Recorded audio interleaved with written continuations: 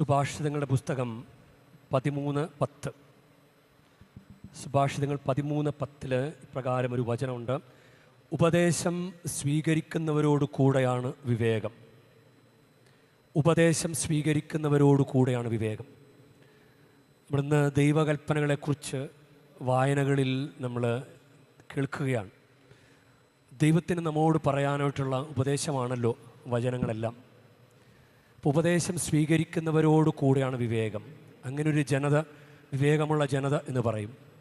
അനുദിന ജീവിതത്തിലെ ഓരോ കാര്യങ്ങൾ എടുത്തു കഴിഞ്ഞാൽ അമ്മ പറഞ്ഞത് കേട്ടത് നന്നായി എന്ന് പിന്നീട് തോന്നും.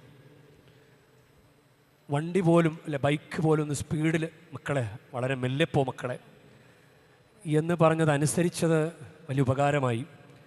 ഉപദേശം സ്വീകരിക്കുന്നവരോട് കൂടെയാണ് വിവേകം. ചിലപ്പോൾ ആഗ്രഹിച്ച് വന്നവരുണ്ടാകാം ഈ തീർത്ഥാടന കേന്ദ്രത്തിൽ, എന്നാൽ വീട്ടിലെല്ലാവരും പറഞ്ഞതുകൊണ്ട് നിർബന്ധിക്കപ്പെട്ട് വന്നവരുണ്ടാകാം. അമ്മ പറഞ്ഞതല്ലേ ഒന്ന് പോയി പ്രാർത്ഥിച്ചോളാം എന്ന് പറഞ്ഞതുകൊണ്ട്, ഈ തപസ് കാലത്ത് അമ്മ പറഞ്ഞതല്ലേ ഒന്ന് പോയി കുമ്പസാരിച്ചേക്കാം. ഉപദേശം സ്വീകരിക്കുന്നവരോട് കൂടെയാണ് വിവേകം. നമുക്ക് ഈ പരിശുദ്ധ ബലിയർപ്പണം നമുക്ക് കിട്ടിയിരിക്കുന്ന സുന്ദരമായ ഒരു അനുഭവമാണ്, സമയമാണ്, അവസരമാണ്. നമുക്ക് നന്നായിട്ട് പ്രയോജനപ്പെടുത്താം. നമ്മുടെ കയ്യിലാണ് കാര്യമിരിക്കുക. ഉപദേശം സ്വീകരിക്കുന്നവരോട് കൂടെയാണ് വിവേകം. നമുക്ക് വേണമെങ്കിൽ ഇത് അലക്ഷ്യമായിരുന്നു പാഴാക്കിക്കളയാം, അശ്രദ്ധമായിരിക്കാം, പല വിചാരത്തോടു കൂടി ഇരിക്കാം.